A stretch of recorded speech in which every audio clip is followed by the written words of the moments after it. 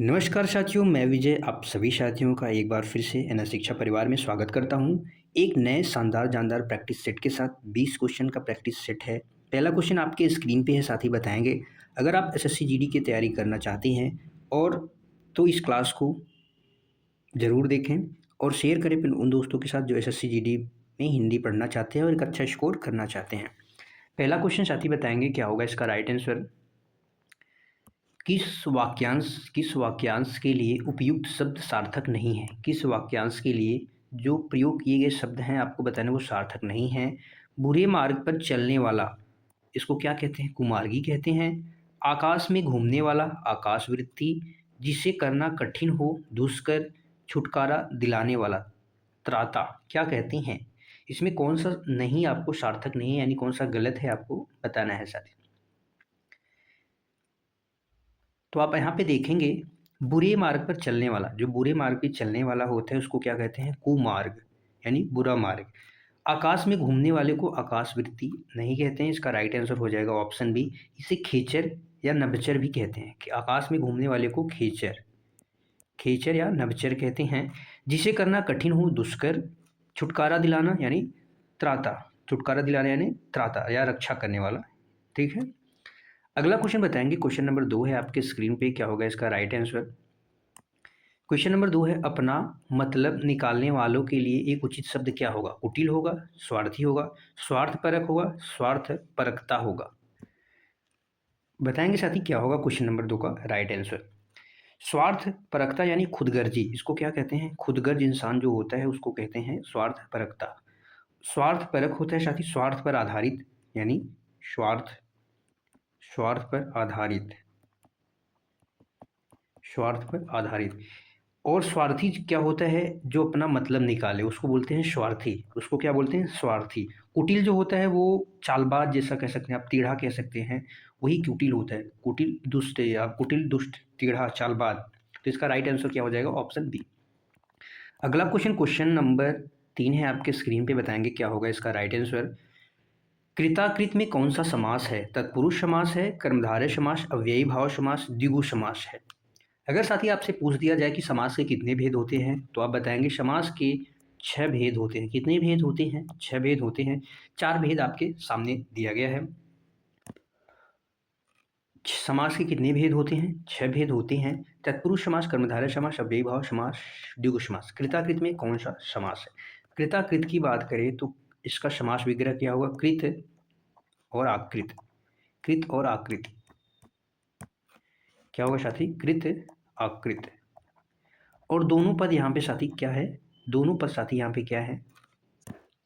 एक दूसरी की साथी क्या है? विशेषता बता रहे। एक शब्द क्या है? कृत, यहाँ पे क्या है? विशेषण है। कृत क्या है? यहाँ पे विशेषण है। और आकृत साथी क्या है? विशेष्य है। तो यहाँ पे कौन सा समास हो जाएगा? कर्मधारय समास। कौन सा समास हो जाएगा? कर्मधारय समास। कृत और आकृति, कृत और आकृति। कृत का मतलब होता है किया हुआ और आकृत का मतलब होता है न किया हुआ, या आप ऐसा कह सकते हैं किया बेकिया, किया बेकिया, किया बेकिया। यहाँ पे कौन सा समास हो जाएगा? कर्मधारय समास हो जाएगा। जैसे आपसे पूछ दिया जाए देह लता, आपको बताना है देह लता में कौन सा समास होगा। तो इसका समास विग्रह क्या होगा साथी? देह रूपी लता, देह रूपी लता। तो इसमें भी कौन सा समास हो जाएगा? कर्मधारय समास हो जाएगा। द्विगु समास अगर साथी बात करें, द्विगु समास, इसमें पहला पद क्या होता है? संख्यावाची होता है। पहला पद संख्यावाची। अगर पहला पद संख्यावाची हो जाए तो वहाँ पे आप द्विगु समास लगाएंगे। जैसे हमने कहा शायद दोपहर, दोपहर, दोपहर में कौन सा समास है? द्विगु समास। दोपहर यानी दोपहरों का समाहार। शताब्दी, 100 सालों का समूह, शताब्दी में भी कौन सा समास हो जाएगा? द्विगु समास हो जाएगा। अव्ययी भाव समास के साथ अगर बात करें तो अव्ययी भाव समास, जैसे इसमें पहला पद क्या होगा? अव्यय होगा। पहला पद क्या होगा? उपसर्ग। जैसे पहला पद उपसर्ग यानी प्रति से शब्द जो बनते हैं, प्रति वाले शब्द, यथा वाले शब्द, भर वाले शब्द, आ वाले शब्द, सब क्या होते हैं? अव्ययी भाव समास के अंतर्गत आते हैं। जैसे हमने आपसे कह दिया प्रतिदिन, प्रतिदिन, यथाशक्ति, यथासंभव, भरपेट, सब में कौन सा समास हो जाएगा? अव्ययी भाव समास हो जाएगा, याद रखें। ठीक है, अगला क्वेश्चन, क्वेश्चन नंबर 4 बताएंगे क्या होगा क्वेश्चन नंबर 4 का राइट आंसर। चरण कमल में कौन सा समास है साथी? आपको बताना है चरण कमल। कौन तत्पुरुष समास, बहुव्रीहि समास, कर्मधारय समास, द्वंद्व समास। चरण कमल, अगर इसका हम साथी समास विग्रह करेंगे तो क्या हो जाएगा? कमल के समान, कमल के समान चरण, कमल के समान चरण या कमल रूपी चरण। तो यहाँ पे कौन सा समास हो जाएगा? कर्मधारय समास, कर्मधारय समास हो जाएगा, क्योंकि एक इसमें एक पद क्या होता है? विशेष और एक पद विशेषण होता है। द्वंद्व समास में दोनों पद प्रधान होते हैं, दोनों पद प्रधान। और जहाँ पे साथी दोनों पद प्रधान हो जाए वहाँ पे कौन सा समास होता है? कौन सा समास होता है? द्वंद्व समास होता है। जैसे हमने कहा साथी अन्न और जल, अन्न जल, दाल रोटी, दाल रोटी, और इसमें योजक चिन्ह का प्रयोग होगा। ठीक है। अभी बहुव्रीहि समास में तीसरा पद प्रधान होता है, तीसरा पद प्रधान। और भगवान के जो सारे लगभग नाम हैं वो बहुव्रीहि समास के अंतर्गत आते हैं। जैसे गजानन, गजानन, ये क्या हो गए? लंबोदर, गजानन, लंबोदर, त्रिनेत्र, यानी बहुव्रीहि समास। ठीक है। अगला क्वेश्चन बताएंगे, क्वेश्चन नंबर 5 है आपके स्क्रीन पे। क्या होगा इसका राइट आंसर? आपको बताना है साथी इसमें से किसकी वर्तनी शुद्ध है, इनमें से किस शब्द की वर्तनी शुद्ध है। ऑप्शन है तिरस्कार, तिरस्कार, तिस्कार, तिरस्कार। किसकी वर्तनी शुद्ध है? इसका राइट आंसर क्या हो जाएगा? ऑप्शन ए, ऑप्शन ए तिरस्कार इसकी वर्तनी साथी शुद्ध है। अगर आपसे पूछ दिया जाए, अगर आपसे पूछा जाए वरण की वर्तनी क्या शुद्ध होगी? वरण, वरण की वर्तनी आपको बतानी है शुद्ध है या गलत है। आपको साथी बताना है रवि का, रवि ये वर्तनी शुद्ध है, रवि आपको ये बताना है। आपको बताना है रुचि, रुचि की वर्तनी शुद्ध है या शुद्ध है। तो साथी ये सारी वर्तनी क्या है? अशुद्ध है। अगर आपको वरण लिखना है तो वरण न के नीचे हलंत रहेगा, रवि पे छोटी मात्रा रहेगी, रुचि पे भी साथी छोटी मात्रा रहेगी। ये शुद्ध वर्तनी है, ध्यान में रखेंगे। अगला क्वेश्चन बताएंगे, क्वेश्चन नंबर 6 है आपके स्क्रीन पे। क्या होगा इसका राइट आंसर? क्वेश्चन नंबर 6 है, निम्नलिखित शब्दों में वर्तनी की दृष्टि से एक शुद्ध है। श्राप है, लब्ध, प्रतिष्ठित है, हिरण्यकशिपु है, शुद्धिकरण है। क्वेश्चन नंबर 6 का राइट आंसर साथी क्या होगा बताएंगे। आप देखेंगे साथी यहाँ पे, आप यहाँ पे देखेंगे साप, श्राप, श्राप शब्द नहीं होता, क्या होता है? शाप होता है, शाप, साप शब्द नहीं होता है। लब्ध, प्रतिष्ठित, ये शब्द क्या है? गलत है। क्या होगा? लब्ध, लब्ध, प्रतिष्ठित, प्रतिष्ठित, तब पे छोटी मात्रा का प्रयोग होगा, लब्ध प्रतिष्ठित। हिरण्यकशिप, कश्यप नहीं होता है, क्या होता है साथी? हिरण्यकश्यपु, हिरण्यकशिपु होता है, ना कि कश्यप, हिरण्यकशिपु। इसका राइट आंसर हो जाएगा ऑप्शन डी, शुद्धिकरण की वर्तनी क्या है? शुद्ध है। अगला क्वेश्चन बताएंगे, क्वेश्चन नंबर 7 आपकी स्क्रीन पे। क्या होगा इसका राइट आंसर? क्वेश्चन नंबर 7 है, निम्नलिखित वाक्यों में, निम्नलिखित वाक्यों में से शुद्ध वाक्य का आपको चयन करना है। उसने वहां पहुंचकर शोर मचाया, उसका घर मेरे को मालूम नहीं, मैंने यह कब बोला, मेरे से मत उलझो घर जाओ। किसकी वर्तनी शुद्ध है आपको बताना है। बताएंगे साथी क्या होगा इसका राइट आंसर। ऑप्शन डी देखेंगे, मेरे से मत उलझो घर जाओ। मेरे से नहीं साथी, यहाँ पे क्या होना चाहिए था? मुझसे, मुझसे मत उलझो घर जाओ। ये ऑप्शन क्या है? गलत हो गया। मैंने यह कब बोला था, मैंने यह कब बोला था, यहाँ पे क्या आना चाहिए था? क्वेश्चन मार्क आना चाहिए था। उसका घर मेरे को मालूम है, मुझे मालूम है, उसका घर मुझको मालूम है, तो क्या होता है? ये सही होता है, ये भी गलत हो गया। इसका राइट आंसर हो जाएगा ऑप्शन ए, उसने वहां पहुंचकर शोर मचाया। उसने वहां पहुंचकर शोर मचाया, ये क्या है साथी? शुद्ध वाक्य। अगला क्वेश्चन बताएंगे, क्वेश्चन नंबर 8 आपके स्क्रीन पे है। शुद्ध वाक्य का चयन करना है, शुद्ध वाक्य कौन सा है? वे धीमे स्वर में बोला, वह धीमे स्वर में बोले, वह धीमे स्वर में बोला, वे धीमे स्वर में बोला। क्या होगा इसका राइट आंसर क्वेश्चन नंबर 8 का? वे धीमे स्वर में बोले, वे धीमे स्वर में बोला। क्या होगा इसका राइट आंसर? वे धीमे स्वर में यहाँ पे होना चाहिए था बोले, तो यह वाक्य क्या होता? शुद्ध होता। वह धीमे स्वर में बोले, यहाँ पे होना चाहिए था क्या? बोला। वह धीमे स्वर में बोला, वह धीमे स्वर में बोला, ऑप्शन सी क्या हो जाएगा? करेक्ट हो जाएगा। वे धीमे स्वर में बोले, यहाँ पे ऑलरेडी बोले होना चाहिए था, वे धीमे स्वर में, वे क्योंकि बहुवचन है उस हिसाब से बोले, वह बोला। तो इसका राइट आंसर क्या हो जाएगा? Option C. अगला क्वेश्चन, क्वेश्चन नंबर 9 है आपके स्क्रीन पे। बताएंगे साथी क्या होगा क्वेश्चन नंबर 9 का राइट आंसर। क्वेश्चन नंबर 9 है आपके स्क्रीन पर।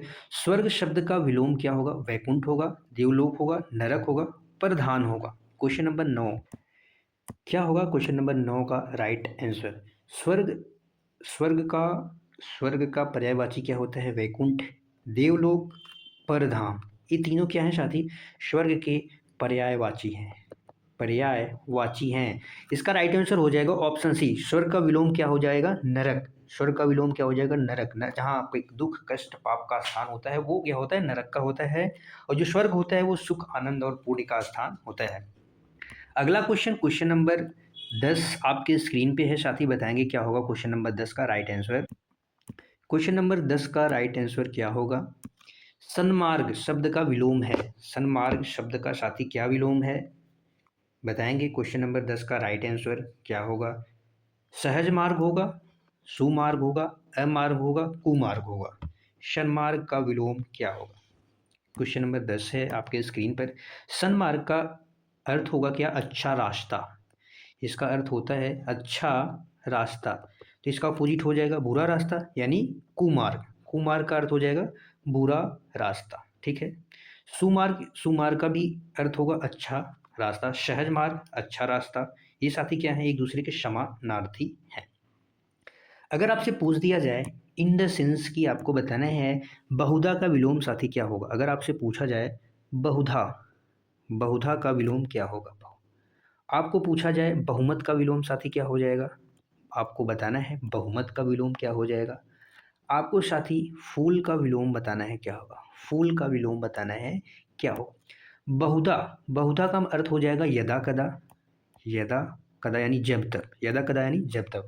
बहुमत का क्या हो जाएगा साथी? अल्पमत। अल्पमत ये क्या है? विलोम। आपसे विलोम पूछा जा रहा है। फूल का विलोम क्या हो जाएगा? कांटा। फूल का विलोम साथी क्या हो जाएगा?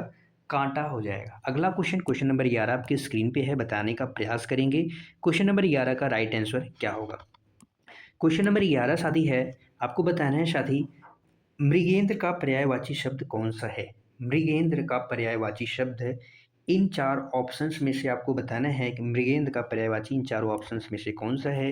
हिरण है, कुरंग है, शार्दुल है, अही है, क्या है? क्वेश्चन नंबर 11 का राइट आंसर। मृगेंद्र का पर्यायवाची शब्द क्या क्या होता है? मृगेंद्र को सिंह कहते हैं, शेर, सिंह, शेर, वनराज, वन का राजा होता है। शार्दुल, शार्दुल के बाद साथी मृगराज भी कहते हैं, मृगराज, व्याघ्र, पंचमुख, पंचमुख किसे कहते हैं? शेर को कहते हैं। केसरी, केसरी कहते हैं, केहरी भी कहते हैं, केहरी, महावीर, महावीर, हनुमान जी को भी कहते हैं, शेर को भी कहते हैं। इस हिसाब से इसका राइट आंसर क्या हो जाएगा? ऑप्शन सी, शार्दुल। शार्दुल किसका पर्यायवाची है? मृगेंद्र का पर्यायवाची है, मृगेंद्र का पर्यायवाची है। अगर वहीं पे आपसे पूछा जाए साथी कुरंग, कुरंग किसका पर्यायवाची शब्द होता है? तो आप बताएंगे मृग का पर्यायवाची होता है, हिरण का पर्यायवाची होता है कुरंग, हिरण का पर्यायवाची होता है, ठीक है। वहीं पे आपसे अगर पूछ दिया जाए अही, अही का पर्यायवाची क्या होता है? सर्प, सर्प होता है, सांप होता है, सर्प, सांप, भुजंग, भुजंग भी कहते हैं, ब्याल कहते हैं, भुजंग के साथ साथ ब्याल, उरग आदि शब्द किसके पर्यायवाची हैं? सांप के पर्यायवाची हैं, याद रखेंगे। अगला क्वेश्चन, क्वेश्चन नंबर 12 आपके स्क्रीन पे है साथी, बताएंगे क्या होगा क्वेश्चन नंबर 12 का राइट आंसर। पर है तिक्त शब्द का तद्भव आपको बताना है साथी क्या है? तीखा है, तीखन है, तीता है, तिक्ता है। अगर आपसे पूछा जाए तीक्ष्ण, तीक्ष्ण का आपको साथी क्या बताना है? तद्भव बताना है। तीक्ष्ण का आपको क्या बताना है? तद्भव बताना है, तो आप क्या बताएंगे? आपको साथी ताप, ताप शब्द का तद्भव बताना है, ताप का तद्भव आपको बताना है। तड़ाग शब्द का आपको साथी क्या बताना है? तद्भव, तड़ाग शब्द का आपको तद्भव बताना है। तिक्त, तिक्त का हो जाएगा तीता, तिक्त का तद्भव साथी क्या हो जाएगा? तीता हो जाएगा। तीक्ष्ण, तीक्ष्ण का विलोम होता है, तीक्ष्ण का तत्सम होता है तीखा, तीक्त का क्या हो जाएगा? तीखा हो जाएगा। ताप का साथी क्या हो जाएगा? ताव हो जाएगा, ताप का ताव। तड़ाक का साथी क्या हो जाएगा? तालाब हो जाएगा, तालाब। ये साथी क्या है? तत्भव। ये क्या है? तत्सम। संस्कृत के जो शब्द ज्यों के त्यों लिए जाते हैं वो तत्सम कहलाते हैं। तिक्त का क्या हो जाएगा? तीता। अगला क्वेश्चन, क्वेश्चन नंबर 13 आपके स्क्रीन पे है, आपको बताना है सावधान शब्द संधि विच्छेद क्या होगा। क्वेश्चन नंबर 13 है, सावधान का सही संधि विच्छेद क्या होगा? साव प्लस धान, सा प्लस वधान, स प्लस अवधान, स प्लस अवधान। क्या होगा साथी क्वेश्चन नंबर 13 का राइट आंसर? इसका राइट आंसर क्या हो जाएगा? ऑप्शन सी, स प्लस अवधान। स प्लस अवधान क्या होता है? करेक्ट हो जाएगा। अगला क्वेश्चन बताएंगे, क्वेश्चन नंबर 14 आपके स्क्रीन पर है। सदा धन एव, सदा धन एव में कौन सी संधि है? गुण संधि है, वृद्धि संधि है, यण संधि है, अयादि संधि है? कौन सी संधि है? सदा धन एव, सदैव, बताएंगे साथी सदैव में कौन सी संधि है? बताएंगे साथी कौन सी संधि है? अगर आपसे एक ट्रिक की बात बताऊं तो चीज़ आप ध्यान में रखेंगे, संधि के क्वेश्चन अधिकांशतः आपसे बनने लगेंगे। गुण संधि की अगर बात की जाए साथी, वहाँ पे एक मात्रा ए और ओ, ए और ओ मात्रा से जो शब्द निर्मित होते हैं वो गुण संधि के अंतर्गत आते हैं, ये चीज़ आपको ध्यान में रखनी है। और वहीं पे वृद्धि संधि की बात करें तो डबल हुंडी वाली मात्रा ऐ और औ, ऐ और औ की मात्रा यहाँ पे दिख जाए, वहाँ पे आप डेफिनेटली लगाएंगे कौन सी संधि? वृद्धि संधि की। अधिकांश शब्द जो होते हैं वहाँ पे वृद्धि संधि होगा। यण संधि में साथी यह के बाद आधा वर्ण आएगा, यह के बाद जैसे त्य हो गया, यहाँ पे यह के पहले जो होगा, यह के पहले यहाँ पे आधा वर्ण आएगा, वहाँ पे यण स्वर संधि होगा। जैसे हमने साथी कहा अत्यधिक, अत्यधिक, अत्यधिक में कौन सी संधि है? तो यण संधि है। प्रत्येक हो गया, प्रत्येक में साथी कौन सी संधि है? यण संधि हो गया।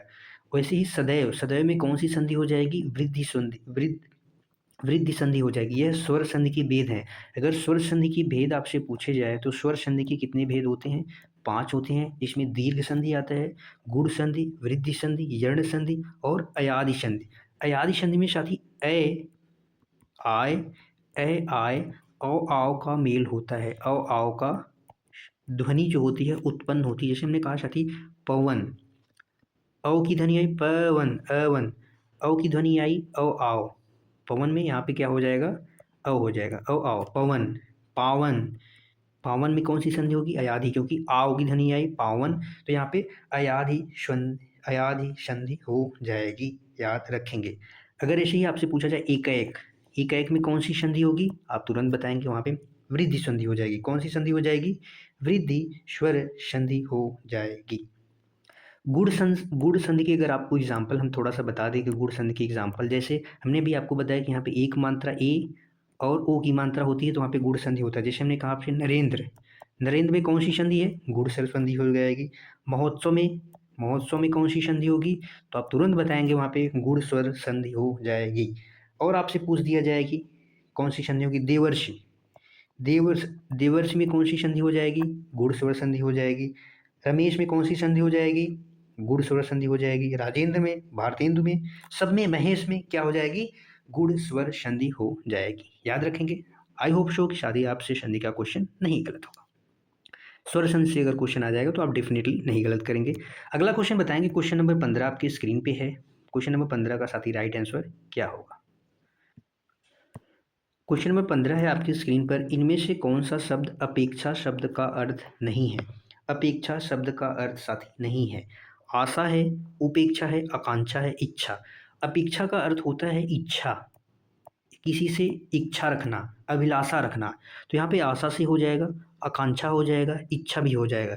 लेकिन इसका अर्थ साथी उपेक्षा नहीं होगा। क्या होगा? उपेक्षा नहीं होगा। अपेक्षा का अगर विलोम पूछा जाए, अपेक्षा का विलोम पूछा जाए तो क्या होगा? उपेक्षा होगा। क्या होगा? उपेक्षा। उपेक्षा का अर्थ आप ऐसे समझ सकते हैं कि लापरवाही, अनदेखी या तिरस्कार, ऐसा कर सकते हैं। निरादर, निरादर करना, इसका अर्थ क्या होता है? इसका अर्थ होता है निरादर। इसका अर्थ क्या होता है? निरादर। अगला question, question number 16, question number 16 आपके स्क्रीन पे है। बताएंगे क्या होगा इसका राइट आंसर? तैराक शब्द में प्रत्यय है। आक है, तैर है, क है, राख है। बताएंगे। प्रत्यय साथी जो होते हैं वो मूल शब्द जो होता है, मूल शब्द के बाद आते हैं। कौन? प्रत्यय। प्रत्यय जो होते हैं वो मूल शब्द के बाद आते हैं। तो यहाँ पे आप देखेंगे तैर, तैर प्लस आक, तैर प्लस आक, तैर मूल शब्द हो गया, आक क्या हो गया? प्रत्यय हो गया। इसका राइट आंसर हो जाएगा ऑप्शन ए। अगला क्वेश्चन, क्वेश्चन नंबर 17 है आपके स्क्रीन पे। बताएंगे क्या होगा क्वेश्चन नंबर 17 का राइट आंसर? स्वतंत्रता शब्द को प्यारी होती है। वाक्य के रेखांकित शब्द में संज्ञा का भेद बताना है। संज्ञा क्या है साथी? स्वतंत्रता। स्वतंत्रता में आपको बताना है कौन सा संज्ञा है। गुणवाचक संज्ञा, जातिवाचक संज्ञा, भाववाचक संज्ञा, इनमें से कोई नहीं। संज्ञा के भेद अगर आपसे पूछा जाए तो संज्ञा के भेद कितने होते हैं? कुल 5 भेद होते हैं, जिसमें पहला आता है व्यक्तिवाचक संज्ञा, फिर दूसरा आता है जातिवाचक संज्ञा, तीसरा आता है भाववाचक संज्ञा, फिर चौथा जो आता है साथी क्या होता है? समुदायवाचक संज्ञा, समूह या समुदायवाचक संज्ञा, और जो पाँचवा होता है वो साथी द्रव्यवाचक संज्ञा होता है। तो हमने एक संज्ञा का नाम नहीं लिया, वो गुणवाचक संज्ञा। गुणवाचक, गुण किसके अंतर्गत आता है? भाव के अंतर्गत आता है। तो गुणवाचक संज्ञा संज्ञा का भेद नहीं है। भाव की बात करें साथी तो भाव के अंतर्गत गुण दोष, गुण दोष अवस्था, गुण दोष अवस्था सभी किसके अंतर्गत आते हैं? भाववाचक संज्ञा के अंतर्गत आते हैं। तो स्वतंत्रता सबको प्यारी लगती है, ये साथी एक प्रकार से भाव है। और यहाँ पे कौन सी संज्ञा हो जाएगी? भाववाचक संज्ञा हो जाएगी। कि कौन सी संज्ञा हो जाएगी? भाववाचक संज्ञा हो जाएगी। यहाँ पे जो किसी संपूर्ण जाति का जो बोध कराए, जैसे हमने आपसे कहा लड़का, संपूर्ण लड़के जाति का बोध हो गया, महिला, पुरुष, ये सब क्या है? जातिवाचक संज्ञा के अंतर्गत आते हैं। इसका राइट आंसर क्या हो जाएगा? ऑप्शन सी हो जाएगा। अगला क्वेश्चन नंबर 18 है। बताएंगे साथी क्या होगा क्वेश्चन नंबर 18 का राइट आंसर। निम्नलिखित में से कौन सा शब्द पुल्लिंग है? जोगी है, अमावस्या है, वक्त्री है, नर्मदा है? नर्मदा है। बताएंगे क्वेश्चन नंबर 18। बताएंगे क्वेश्चन नंबर 18 का राइट आंसर क्या होगा फटाफट से। नर्मदा साथी एक नदी का नाम है। नर्मदा एक नदी का नाम है। और नदी के नाम प्रायः किस में आते हैं? आप याद रखेंगे, स्त्रीलिंग में आते हैं। प्रायः किस में आते हैं? स्त्रीलिंग में आते हैं।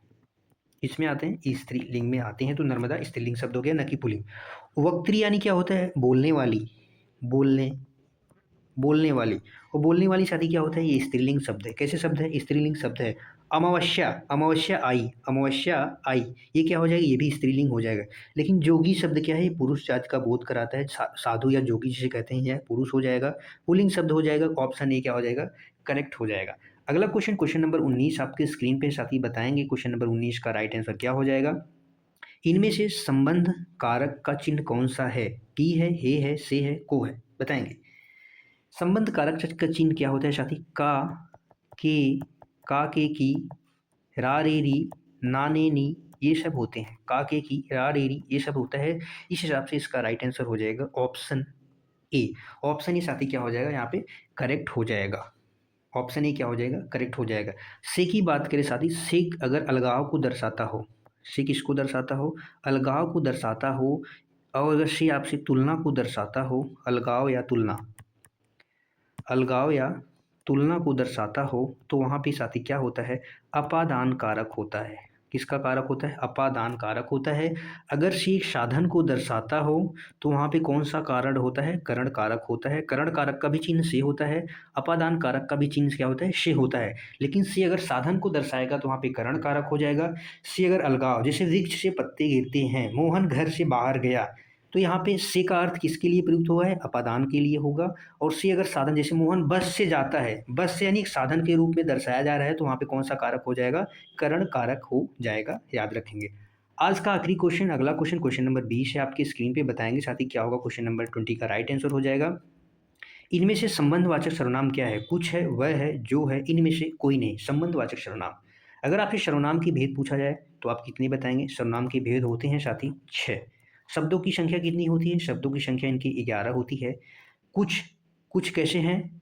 कुछ अगर कोई और कुछ आपसे पूछ दिया जाए तो ये कैसे सर्वनाम है? अनिश्चित, अनिश्चित, अनिश्चित सर्वनाम कैसे हैं? अनिश्चित, आप इसे अनिश्चयवाचक कहते हैं। अनिश्चित, अनिश्चितता का बोध कराता है कोई और कुछ। तो यहाँ पे कौन सा सर्वनाम हो जाएगा साथी? अनिश्चयवाचक सर्वनाम। ये कौन से हैं? अनिश्चयवाचक सर्वनाम हो जाएंगे। कोई और कुछ, यह और वह, यह और वह अगर आपसे पूछा जाए तो यह निश्चयवाचक सर्वनाम है। कौन से हैं? निश्चयवाचक सर्वनाम है। जो और सो आपसे पूछा जाए तो कौन से होंगे? संबंधवाचक सर्वनाम हो जाएंगे। इसका राइट आंसर हो जाएगा ऑप्शन सी करेक्ट हो जाएगा। संबंधवाचक सर्वनाम होते हैं जो और सो संबंधवाचक सर्वनाम होते हैं। यह और वह निश्चयवाचक सर्वनाम, कोई और कुछ अनिश्चयवाचक सर्वनाम होते हैं। याद रखेंगे। ठीक है साथी, आज के लिए बस इतना ही था साथी। बताएंगे आज की क्लास आप सभी साथियों को कैसी लगी। क्लास को ज़रूर शेयर करें अपने दोस्तों के साथ। कल फिर मिलेंगे एक शानदार जानदार प्रैक्टिस सेट के साथ। तब तक के लिए बाय बाय साथी। Thank you so much class को अंत तक देखने के लिए। आई होप सो यह क्लास आपके एग्ज़ाम्स के लिए बहुत हेल्पफुल होगी। फिर मिलेंगे शानदार जानदार क्लास के साथ। तब तक के लिए बाय बाय साथी। Thank you so much. खुश रहिए, मस्त रहिए, पढ़ते रहिए। जय हिंद साथियों।